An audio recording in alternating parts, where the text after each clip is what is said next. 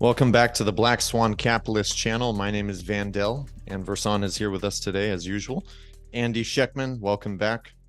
Good to see you, fellas. Always great to be back with you guys, and been following you from afar, and big admirer of what you're doing and how you're doing it, and always good to be part of a little bit of a part of what you're doing. So thanks for having me back.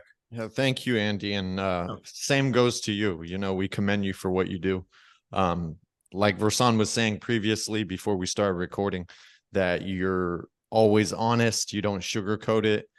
You give us the facts and good information. So that's why the audience appreciates your insight, and so do we. I appreciate that very much. You know, it's always bothered me, you guys, when people seem to have a conflict in understanding that good intentions and honesty and the right motivation, some people think that has to be mutually exclusive with capitalism and running a business, and that you can't try and do what's right and at the same time run a business. And it's something that's very important to me, and so I appreciate the kind words. It means a lot to me. It truly does. And I sometimes ask myself, why do I put myself out there and do this every single day? I don't know the answer to it, other than I will tell you that every night I go to bed, I sleep well. I hope I'm helping one person out there or a few people out there. And the best gift that I can be given, or the best compliment that I can be given, is one of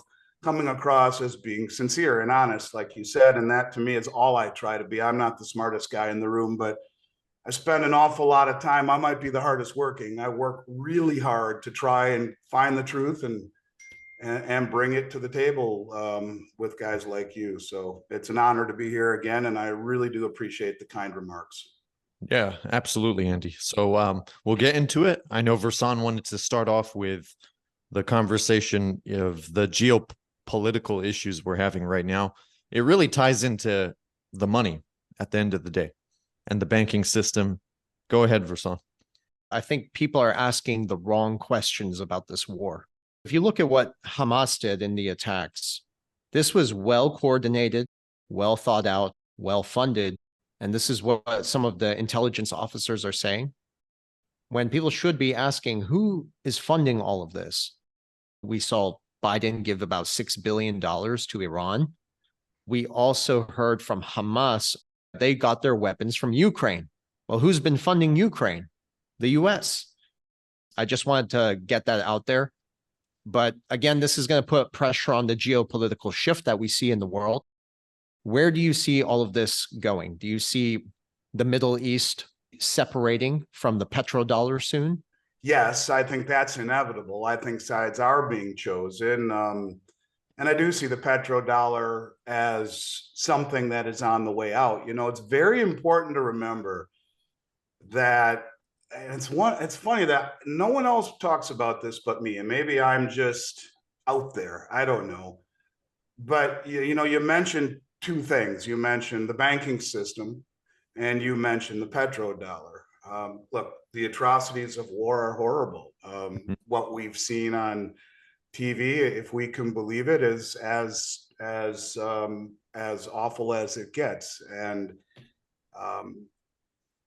but you're right. I mean, maybe there are motivations behind it, but the two things that I find very interesting, and you can talk about how this would accelerate both, would be the fact that the #1 advisor to the president of the United States, his name is Jared Bernstein, and he's a man who advocates, his singular biggest platform, advocates for relinquishing the world reserve status, that it's a privilege we can no longer afford.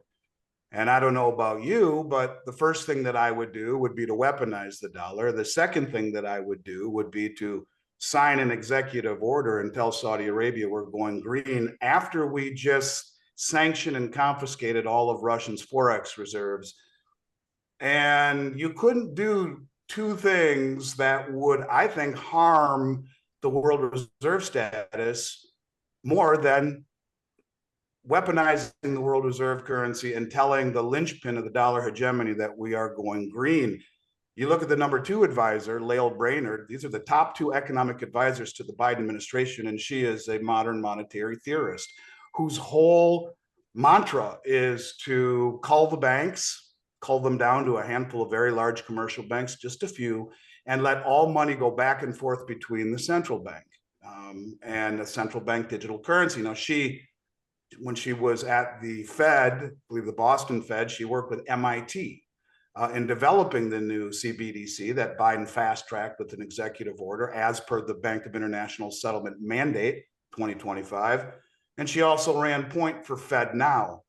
When you look at the things that are happening around us, you guys, whether it be the divisiveness in this country, the divisiveness about everything, whether it be about this war or the Ukraine war, or about blue and red or black and white or rich or poor, or vaccine or no vaccine, or any cryptocurrency or hard asset. I mean, anything you want to look at, there's such divisiveness. And before we spoke today, the 3 of us were talking about how, when I grew up in a household where my parents were hippies.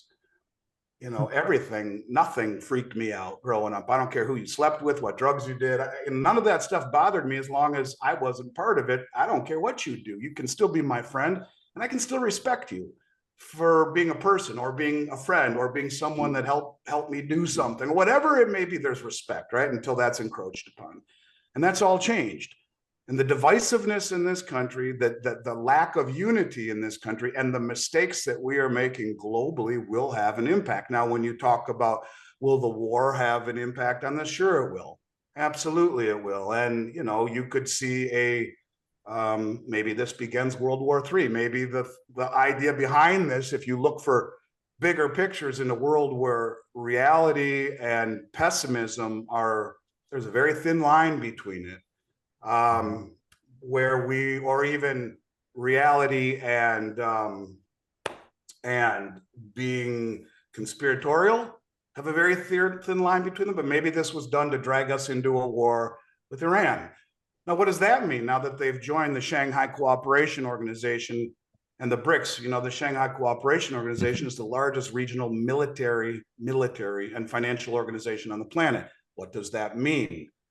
I don't know, but I'll tell you, I don't know the answer to this other than to say it's a horrible atrocity, and is probably going to accelerate things. And I guess I would simply say, let me add one last thing, and that is that I've done over 1,200 videos in the last 3.5 years, and what to me has become so shocking is the acceleration of events that have it started out at the beginning little by little, and now it's bang, bang, bang, bang, bang, bang, bang every single day. We're the closest to defaulting on debt in decades. We removed the Speaker of the House. We have now 2 wars that we're involved in. We got mortgage rates at their highest level in almost 25 years. We got the fires in Hawaii, the spill in Palestine, Ohio. We have OPEC making voluntary cuts in oil. We got oil to the highest level it's been in over a year. We have record debt, both household at 17 trillion, mortgage at 12, student debt at 1.6 trillion, which, by the way, is the United States government largest asset of over 40%, which is pretty pathetic, and over 1 trillion in credit card debt. We're not prepared. We're not unified for an event. And maybe this is the match that lights that fuse. But whatever it is, I can simply tell you that you can feel in the air things are getting much faster in their expression. So yeah, it wouldn't surprise me, guys, if this was, that matchstick that lights the fuse. I hope it doesn't, but I wouldn't be surprised. Yes. Only days before the attack happened, the markets were failing. They were dropping. And I noticed some shares were bought in defense energy. Then the attacks happened, and now the market is surging. Geez, how'd that happen? I'm sorry? I said, geez, how'd that happen? Good question, what's also funny is, first of all, I don't believe in coincidences. So not at that level. Not at that level. And a couple of days ago, they had the emergency broadcast test, nationwide. You remember that? Yep. Okay, so that's just the timing is funny, you know, along with everything else going on behind the scenes. With open borders, I got an email now, actually I got a text message from Versan that morning reminding me of it. So thank you, buddy. my pleasure. Yes. You know, with the open borders, that's just another crisis. We saw on Fox News yesterday that they are warning now of very high terror threats in the US. And then we also saw a warning from Hamas that if the United States intervened and supplied weapons to Israel to help them level Gaza, they would retaliate. So what is this supposed to mean? And with the emergency broadcast signal, it's almost like they're preparing us for something to happen in the US. I mean, you know, and that's part of the issue. It's like, how do we allow, look, everyone in this country, our relatives came from another place, just about every single person on this planet. I mean, on this country, unless you're, you know, Native American, I guess, but short of that, 99.9% of the people in this country, we came from somewhere else. But you go back and look, and everyone has done it in a legal way. What other country can you just stroll across the border and say, I'm here? Well, fine, we're all about melting pot and bringing people in to assimilate and do the right thing in the right way. But we let millions of people in. Who knows if the 6 million that we hear is even right? And how many of those people illegally have bad intentions and could be doing terror cells? And, you know, you say these things and you're like, Jesus, that sound really stupid, conspiratorial. But no, is it? Not at all. I mean, it's not. And yeah, and it's frightening, no question about it. And the coincidences, as you mentioned, you know, oh, we just happened to do an emergency broadcasting, you know, you know, here's what could happen. Get ready. We got everyone's cell phone. Well, geez, with an election around the corner and all of these things that we keep talking about, that's why I believe there's a very fine line between conspiracy and reality. I used to speak at conferences years ago, a decade ago, and I would show charts at the AM and the PM fix of gold and silver, and I'd say, this market's fucking manipulated, period. It does not go bang like that and bang like that at AM, PM fix, because there was a guy named Dimitri Speck, and he would make one chart that had 10 years worth of market data in it, in the metals market. And his chart, this big, had 10 years condensed into one chart. Every day at AM fix in London at 2 a.m, bang. Every day the PM fix as it hit New York, bang, like a waterfall. I'm like, this is manipulated. And then I would show the JP Morgan stuff, and I would be like, you know, this is, how do you people not see this? And I'll never forget, Doug Casey came up behind me and said, you know, he's wrong. Traders at JP Morgan could never keep their mouth shut long enough. That's a conspiracy. Well, you know, 3 JP Morgan traders, including their head trader, are now in prison for manipulating the market. And they paid a $920 million fine to the Justice Department a year and a half ago, the largest fine ever at that point. Point of it is that a lot of these things that make you feel, could that be conspiracy? They're not. When they seem so obvious to be true, and they make you feel like it's a conspiracy, geez, you got to wonder nowadays, you know, there are a lot of things that make you go, and that be one of them. So I'm totally with you. Even people believe that the whole pandemic was, in the beginning, they thought it was a conspiracy to believe that, oh, the government was trying to do something to you. Now they're being investigated. I mean, right? And that's the point. Right. And when you're trying to speak truth on alternative media, this is something you have to deal with. There will be people that will tell you you're conspiratorial.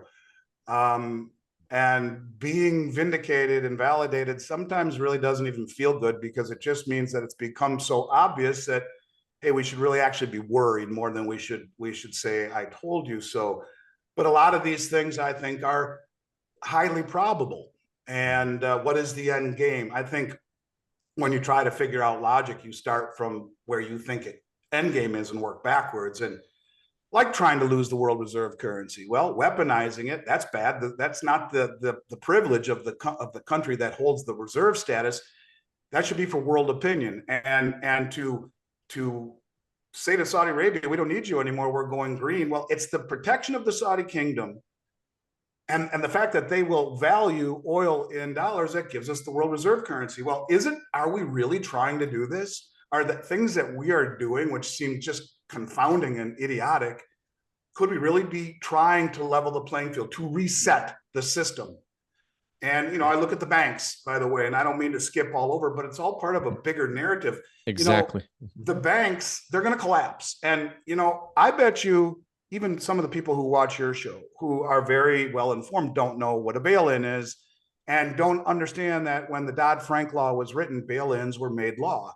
Well, if they wanted to stop the exodus out of the regional banks, the first thing that they would do is disallow the money markets to invest in the overnight reverse repo market. And in March and April, when all this money, hundreds and hundreds and hundreds of billions of dollars were leaving the regional banks, going to the safety of the too big to fail banks in their money market accounts, the Fed even came out and said, we should review this, because the fact that we're allowing the money markets to safely put their money in the overnight reverse repo market, paying 5 1/3% with daily liquidity in a money market, how are the regional banks going to compete when the best they can do is just over 4% in a 1-year CD? You got to lock it up for a year to get just over 4%, or put it in JP Morgan in a money market with daily liquidity at 5 1/3, who would stay in the regional banks that are systemic and that will be bailed in according to the new Dodd-Frank law.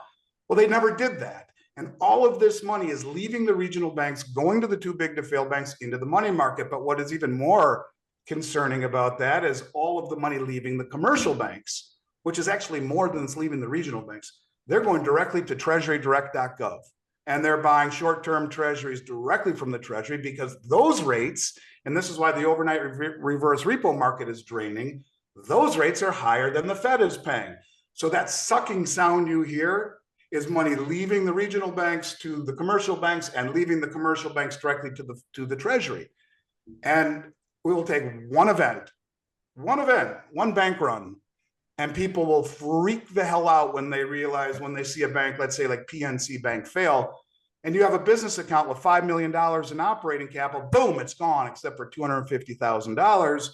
And watch what happens then when everyone scurries to pull their money out, which makes all of these banks have to sell their treasuries at 50 cents on the dollar to meet redemption demands. And the whole thing blows up. Now, is that a conspiracy, or are we close to that? Could it be something that happens there, or an event here that precipitates these things? And so I think we're closer to that moment than we have ever been, ever. And, you know, I hate speaking this way. I would rather, you know, talk about, you know, nice things, but this is one of these times I think you need to just accept it and do what you can to prepare for it. Yeah, and I agree with you. And right now, that's what they're doing with the banks. It's like a consolidation phase, right? So they're shifting the power to the larger banks and putting the small banks out of business, technically, right? Correct. Yeah. Now, I feel like they've been planning this since 2009, and there's enough sufficient evidence out there to support this. So, you know, they've been planning this next crisis since 2009, after the 2008 housing crisis, for obviously control and power, and to move us towards a new financial system. But you know about the Financial Stability Board, right? So it was formed by G20 leaders in 2009, including Barack Obama. And actually, you know, Jim Rickards writes about this in his book, The Road to Ruin. And it's interesting because he explains that the Financial Stability Board that was created by G20 leaders and Barack Obama in 2009, they have a guideline and a template on how to respond to the next financial crisis. And it consists of, in simple terms, using unsecured depositors' funds. And that's essentially what a bail-in is, correct? Well, get this. Right now, there's over 7.1 trillion in uninsured deposits. Right now, just in the 4 commercial banks, the biggest, about 4.3 or 4 trillion uninsured, unsecured deposits. Well, I mean, 7 trillion goes a long way if you're trying to patch some holes. And by the way, FDIC insurance, they're broke. 128 billion in assets, backing 18 trillion in deposits. It's, you know, it's a piece of bubble gum used to patch a giant, you know, hole that big. Yeah, so they would never be able to cover a serious financial crisis. Do you know that when Silicon Bank failed, they were lent 174 billion by the FDI, by the Fed? So, I mean, the FDIC, which is our giant net underneath the tightrope, Yeah. they're borrowing money from the Fed to, to pay out banks that were bailed out rather than bailed in, as the Dodd-Frank Act said. And, so that, you want to talk conspiracy reality? There were 10 accounts when there was an inquiry into this, the House, and they said, let me ask you a question. They're talking to the head of the bank. How the hell do you allow 10 checking accounts from 2020, 21, and 22, 10, to have $14 billion in them for 3 years? On average, 1.4 billion per account in checking accounts in Silicon Bank, earning nothing in interest, zero, literally 0.0001, with no insurance above 250,000. Where was risk management to the FDIC, for the banks, and for these corporations? Why not leave $1 million in there, or $500,000, and put the rest into 3-week treasuries or whatever? I mean, you have to ask yourself, Yeah. how the hell did this happen? Yeah, and then I agree. They're bailed out instead of bailed in, as the law says. And that's exactly, Andy, why I think everything we're seeing right now is orchestrated by the governments and the ones in power. Yeah, because at the end of the day, they got the brightest minds, from the best schools running the country and making, creating policies. So it's not a result of bad policies. It's just part of the plan to collapse the system from within. Right. That's essentially what I was they're getting doing. at that's what I've been getting at for the last few months. The presentation I did in Vegas that you talked about, the whole thing was titled, "Could This Have Been Intended?" Yes. And when you put it all together, if you look at all the pieces, what's the first part of the Communist Manifesto? Divide and conquer. Well, they've done that inside. We have such divisiveness in this country, it's unbelievable. And then the stupidity of what we're doing outside. And then when you looked at the two architects of the US economic policy, one is for modern monetary theory, central bank digital currency. The other is to lose the reserve status. Jared Bernstein wrote a report called Dethrone King Dollar that was picked up by the New York Times. And then when Trump put tariffs on China, he wrote, good, hopefully it ruins our world reserve status. Now, this is a guy whose education, he has a degree in music and a master's degree in social work. And he's the head economic advisor for the US government.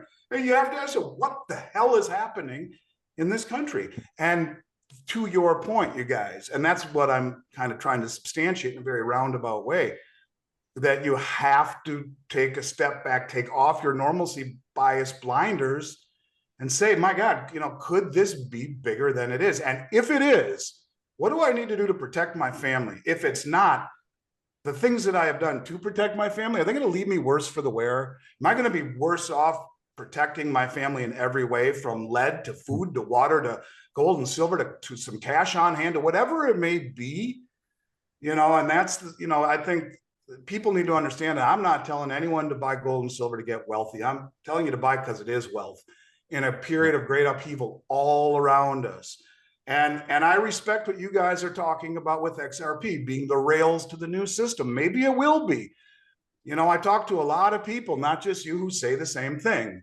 And so I'm beginning to believe that there's a little more to it. So I'll take over your role in this conversation, and I'll ask you, how does gold and silver and XRP find a way to commingle, where it's not just crypto and it's not just metal, but both, because both speak to the same problem, and that is decentralization. Having it in your own possession means no counterparty risk, and it's a escape from the matrix, right? So in your guys' opinion, you have me on your show, and I know what your main focus is, and I respect it enough to come on here and have these open discussions with you, which I really enjoy, mind you. But how do these two live together, in your opinion? Well, first of all, we are huge advocates of real money, good money, which is gold and silver. It's withstood the test of time. And we believe, based on our research and connecting the dots, that the new financial system we're going to will have to be backed by something. So that's why we believe we're going to a gold-backed economy, or commodity-backed economy. Let me just stop you for 1 second, just to add a little color. in 2019, the Bank of International Settlements reclassified gold as the only other tier 1 reserve asset. Exactly. So that would make great sense, because next to US dollars and treasuries, it is the only thing that central banks will consider to be riskless. Exactly. As it pertains to asset classes. I'm sorry, please continue. No, you're absolutely right. And I always love to bring that point up, Andy, because that is a huge indicator that it's the safest asset to own. There's a reason they made that shift, that change in the classification. But interestingly, they didn't announce it. It wasn't main headlines on CNN or mainstream media, but yet that move was made behind the scenes. And so we clearly know that we're advancing towards a cashless economy based on the new financial system the foundation will be blockchain technology. That's the direction we're going in. Now, if you can add a little more color, again, the Bank of International Settlements, who said gold is the only other tier 1, and mind you, the last 18 months, the central banks of the world have bought more than at any time ever. Yes. And number 2, they also said that by 2025, every single country must have an operational CBDC. And if you look at the whole world's gross domestic product and take 95% of it, and the countries that make up that 95%, every single one of them has a CBDC in development right now. So again, to your point, you're spot on.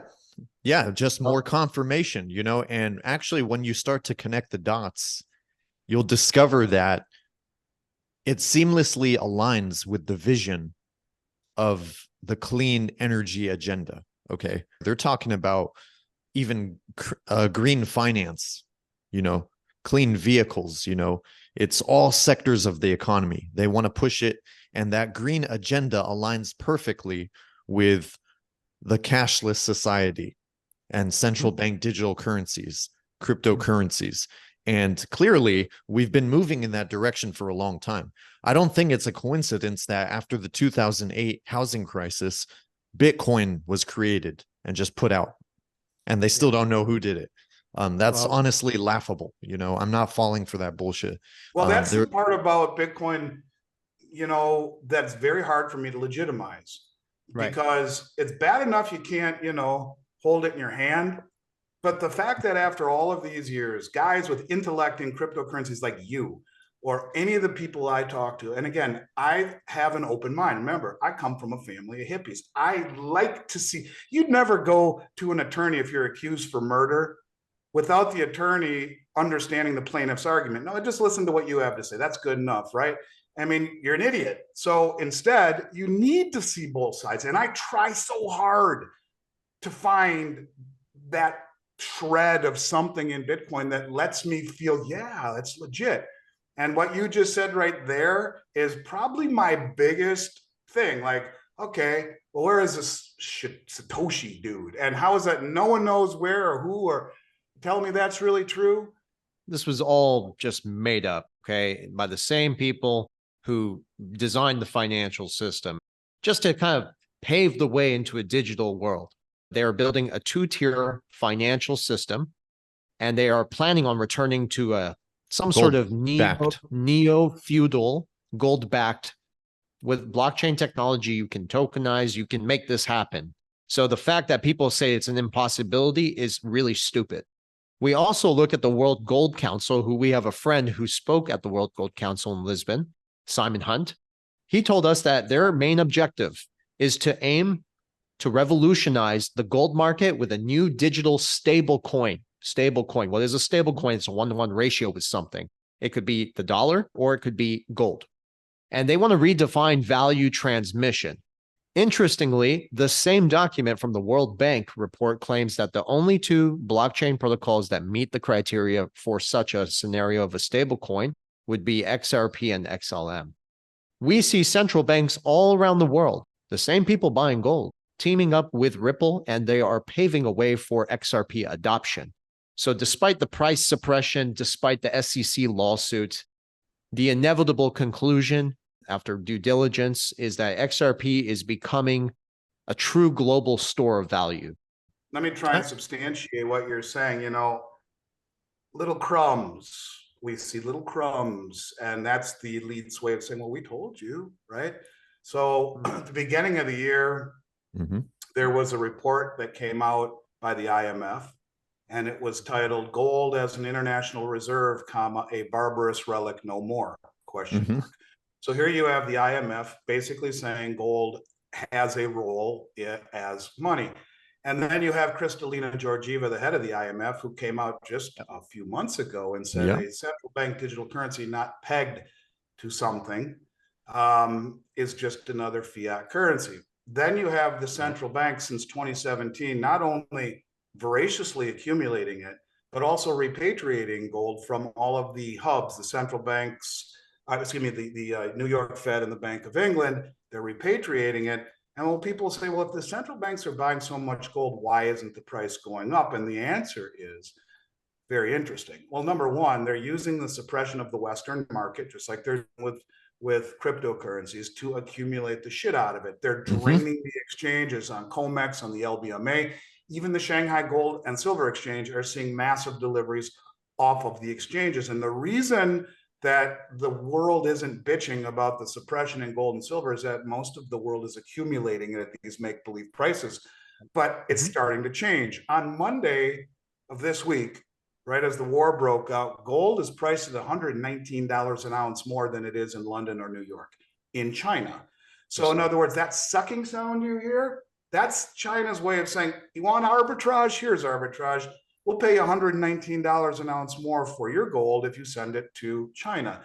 And so you'll see that. I believe you will see even higher and higher and higher bids in gold and silver to arbitrage all of that metal over there. And when that happens, I think they'll disavow the COMEX or the LBMA system, and you'll see a new price setting mechanism arise from either Shanghai Gold Exchange or the Moscow Metals Exchange, or somewhere in the Middle East, whatever it is. It won't be the West. Not only will the West not have any supplies, but they will be exposed for being this huge scam that is rehypothecating everyone's metals. And so, yeah, I think you're exactly right. That's exactly what the central banks are doing. And I have said that for several years now, that there will be a marriage between blockchain technology and gold. And the only thing that I'm not sure of, and I'll give you my take to yours. You said 1-to-1. The only way it goes 1-to-1 is if they put gold at a really high price. 20,000, 50,000, whatever. Another way of doing it would be to use blockchain technology to show the immutability and the veracity of what is there, what each country pegged to the system, and maybe say 20% of every new currency unit has gold backing. And have it audited, third party, independently. And because President de Gaulle from France proved that convertible currencies convert when he almost drained all the gold held at the Treasury. And that's why Nixon closed the gold window. He sent warships over from France and said, give us our gold. If we can exchange our dollars, we'll take the gold. Thank you. And he drained all the gold, and Nixon closed the gold window. Yeah. So instead of making it redeemable, I don't know, maybe they would. You know how you just said they would have to reevaluate the price of gold to, for example, 10, 20, 50,000. Okay. Well, in 1933, you know this, Andy, that when they confiscated gold and they issued the executive order, they confiscated it for what, $20 and some change. But then after a year, they did the gold revaluation and they moved the price publicly to $35 and some change. So for people that say it can't happen, well, it has happened in the past. Right. What's even more interesting? So yes, it could happen. Well, what's even more interesting? So all of that gold, like in Europe, as an example, it's still valued at $35 an ounce on the balance sheets of these central banks. In the US, it's $42.22. I'm not exactly sure why, but it is. Anyways, do you know the name of the account that it's held in on the central bank balance sheet? They have it held in a specific account. Do you know what the name of it is? You're going to like this. Tell me. It's called the Gold Revaluation Account. That's the name. Google it. You'll see. So all of the central banks have gold held at $35 an ounce in an account on their balance sheet that's called the Revaluation Account. Because they know they're going to reevaluate the price of gold at some point. Right. You will get a gold revaluation by market forces or by design by central banks because they need it to fix their balance sheets. People central banks have awakened to the need for gold? No, it's not. It's not waking up. They always knew in their toolbox they could use a gold revaluation, but they don't talk about that only when it's really needed. Only when you reach the point that there's no other tool they can use to fix it. Right. So they always knew this. We have a friend and a guest who comes on occasionally named Clive Thompson. I know who He's he a is. retired. Oh yeah, so you know Clive, he retired wealth manager in Switzerland. We asked him this question: what's up with all the accumulation of gold? He gave us a few reasons, but he said one of the biggest reasons he believes every central bank is accumulating as much gold as they possibly can at record highs, as you just said, is because they will have a say at the table in this new financial system. Right. Yeah, and that's Yeah. Jared Bernstein. The US can no longer afford the exorbitant privilege of being the world reserve holder. And I mean, you can't make it up, or can you? And that's like, that's the thing. You feel like, shit, I mean, am I really thinking this? Am I really saying it? Or is it Occam's razor, where you take all of the info and which jumbled together in and of itself, you put it all together and like, whoa, wait, could that really be the case? And that's all I keep coming up with. Either that or the people running this country literally are the most moronic fools of all time. And I don't think that's the case. I think they're actually probably pretty smart, but they've lost their moral compass along the way. Yeah, well, also interestingly, Trump selected Judy Shelton, and she's an advocate for Gold standard. Gold standard. Yeah. So obviously, I think that's all planned out. I think it's for something that's coming. Also, Ripple had the 43rd Treasury for the Treasury Department. The treasurer, what was her name? Rosie Rios. She left the Treasury Department and joined the board of Ripple. And she's publicly stated this is the only digital currency fintech company doing something that has real utility for the financial system. So that's not a coincidence either. There's many other government, officials that have been affiliated with Ripple too. So they're working on something. They're probably in stealth mode, and everything we're seeing publicly in the media, the SEC lawsuit, all a bunch of distractions, bullshit. It's all planned out. They have a game plan already. Well, that's what I think. Look, I mean, yeah. Your girlfriend or your wife cheats on you and she comes back and says, I'm so sorry, please take me back. Please, it'll never happen. And then she does it again, says the same thing. And you take her back. And then the third time, please, I don't know what I was thinking this time. At what point do you basically say, ain't going to work for me ever again? And the same thing is true with the currency system that continues to cheat on us. You guys realize that in the past 18 days, the US government's added 444 billion to the deficit. At that rate, it's 11 trillion to the debt each year. Yeah. It took this country 199 years to accumulate its first 450 billion. We did it in 18 days. So the it's insane. Acceleration of debt, it's like they're trying their hardest to milk as much out of the system as they possibly can, to make the system as fragile and divided as they possibly can, to sully our reputation and our image on the world stage. I mean, everything that we're doing is just backwards. And I wish it weren't. But I want people to understand that when I come on your show, I'm not trying to tell people to buy gold and silver to get wealthy. It is wealth that has outlived everything the world's ever thrown at it. World wars, hyperinflation, the Great Depression, pandemics. I don't care what it is. I agree with you. That's why the central banks are buying it and bringing it home as well. Absolutely. I agree with you. And that's true. And there's all the facts we need to support. But going back to the being cheated on, how do you show trustworthiness, honesty, transparency? Well, there's your XRP. And what is the peg to that? There's your gold. And if you can marry the two and have it audited, third-party audited and validated, and because you can have a great blockchain technology and says it's backed by gold, but who's got the gold, what kind of gold, and how do we know it's really there? So you do it the right way and you have trust again. And that's the only way a new system, I think, will ever be at least globally accepted. Yeah, Yes. well, This is you're what- absolutely, you're right. And I think right now what they're doing is they're buying the bank's time to unload their positions, I think, Yep. on a Mhm. larger scale. Okay. Nicely said. Because banks are telling people everything's fine. Like continue buying stocks, keep investing in the market. But no, it's not. That's the truth.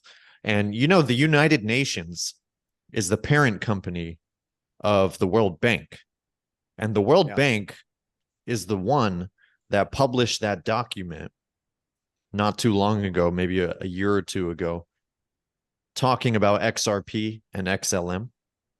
So there's a direct connection from XRP and XLM to the World Bank, and the World Bank was its parent company is the United Nations. Who just came out and wrote a report that said central banks risk tipping a stalling global economy into full-blown recession unless they relax their 2% inflation targets and adopt a more pro-growth stance. So they want inflation, right? I call that pro-growth. Pro-growth is evidently higher inflation, people. So, to me, that's the opposite of growth. If you had a negative 2% inflation rate, your standard of living would be much higher than if it was 2%. The fact that they want a higher rate and call it pro-growth just means that if you keep your money in dollars or in currency, you're destined ultimately to go broke. And take the number and you divide it into 72. And that tells you how long before your principal doubles. Or in the case of inflation, at 2% in 36 years, your money's cut in half. So, but what if it's at 7%? Well, in 10.2 years, your money's cut in half. What if it's at 10%? Well, in 7.2, you get my point. So, the higher the level of inflation, the faster you lose the value of your money, and it compounds. And you can see that by what $100,000 was worth, in 1900 or in 1980 or today. I mean, it just continues to be worth less and less and less and less and less. And they do it very slowly, and it's insidious. What's happening now is it's speeding up. There is something called the Cloward-Piven strategy. So it's basically a class they teach at University of Columbia. Obama took it. Biden took it. Hillary Clinton took it. Many other government officials, Secretary of State, and different political leaders took the class. And the Cloward-Piven strategy is basically a class they learn on how to orchestrate a crisis and destroy a country from within. The big question for many people is like, how long is it going to take to get us there? And how much pain and suffering we have to go through until we can get there? Because savings have already been wiped out since 2022. That's really when the inflation started getting out of control. Delinquencies are all-time highs, borrowing all-time highs. What they are doing is creating the dependency. So, Andy, do you think there's going to be a point where people in America stand up and say, hey, this needs to stop. This division here needs to stop. We have a common enemy, and that really is the central banks. We're not unified enough or intelligent enough to get to that point anymore. The people I agree with you. People on this show are the pimple on the elephant's ass, and the people on all the shows I'm on represent the pimple on the elephant's ass. And the elephant are the 50% of this country who still believe that President Biden should be reelected. I mean, come on. I know, right? Political shit aside, and ask yourself, really? Yeah, wake up. So they're uninspired, they are uninformed, they're unmotivated to seek the truth. My favorite term these days is a term called logarithmic decay. And if you envision Niagara Falls, and you're a couple hundred years ago, you're on a raft that you made out of logs, and you're sailing down a river, and you notice that the pitch starts to little by little by little by little change, little by little by little by little by little, and then you hear something in the, what is that? And then little by little by little by little, bang, all at once. And that, look around you, the little by little by little by little by little by little by little. I mean, it's just nonstop. And when I started doing these podcasts in 2020, it was little by little by little, and now it's by little by little by little by little, and it's every single day it's something new. Every day it's something new. I know. And so I would argue that as that little by little really starts to increase, as we're starting to pitch down, yeah, there will come that all at once moment. Don't know when it is, but I wish I felt that this country was in position. Right. And that's why I think it's so uncanny that things, you can talk, for example, okay, about censorship or transgenderism, right? Again, let's talk transgenderism, right? I come from a world where you respect, wouldn't bother me, fine. You want to, you know, that's how you, great. Little by little by little by little by little by little, bang, it's in your face. And if you don't respect it outwardly, well, then there's something wrong with you guys. Yep. And how dare you say something against it? Now, I'm not saying one way or the other. I'm just saying, I get it. everything that has happened in this country, whether it's censorship, transgenderism, cancel culture, all of these topics, All this woke and it movement. started little by little by little by little by little by little by, and then all of a sudden now it's in the fabric of society, and you have massive divisiveness. Yes. Massive. And so, I mean, is that done purposely to make us not united, to be able to stand up and fight back? Like you said, God help us if we're not, but it would be great to dream that, yeah, we all stand there with pitchforks out in the street saying, you know, enough already, you know, just enough. And I don't know if this country has that within it anymore. Some of us do. You guys, I do, but I don't know that. Look at how we put ourselves out there for all the world to see and hear. I don't know if there's enough of us out there. Hopefully there is, to stand up and make even a little bit of difference. But I do know that you can't save the world all at once. You have to start, you know, with your immediate family, yourself and your immediate family, and hope that more and more people listen to you and listen to the things we're talking about, and then do their due diligence, research it, figure it out, and see if what we're talking about is true. And then go from there. That's how I started this journey. When I started this journey, you guys, just so you know, it wasn't about, oh, they're sending us down the road to ruin. I noticed things were going on with the revaluation of gold and its prices and its accumulation by the central banks. And then I see the Belt Road Initiative, and then I hear about the BRICS, and then I see, you know, what's going on between Saudi Arabia and the US. And you put all these things together, it's like, holy shit, this is bigger than I thought. And you look at the decisions we're making that are adding to this, and you're like, wait a second, you know, that's stupid to think there are no unintended consequences. Exactly. Exactly. This is a real natural selection process. I believe it's getting to that point, and there will be some sort of banking crisis. Obviously, it's going to start in the financial system, and some black swan event is going to have to trigger it. And it seems like they're putting all the pieces in place for such a scenario to unfold. Problem, reaction, solution. And if you open your eyes and look at the big picture, you see it.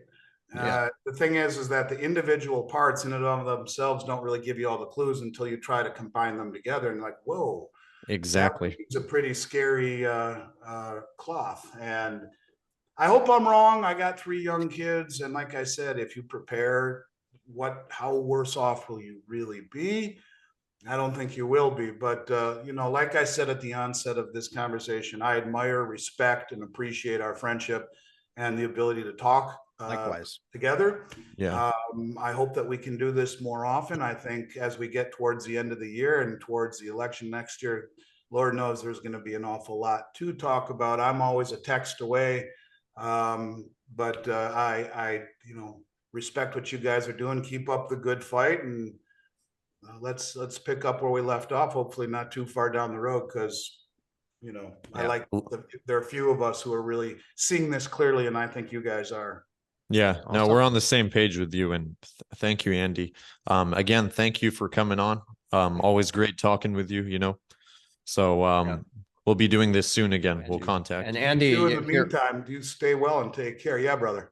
You too, if you're ever in Houston, you let us know, or if you're coming here, we'd love to take you out. I will, and the same goes to you guys being down in Southern Florida, but I'll make it over there one of these days, and you guys will be the first one to know about it. Dinner's on me either way, and I look forward to breaking bread with the both of you in person. It'd be great. Likewise. Thank you. All right, Andy. Talk soon. All right. You guys stay well. Appreciate you too, brother. Bye-bye.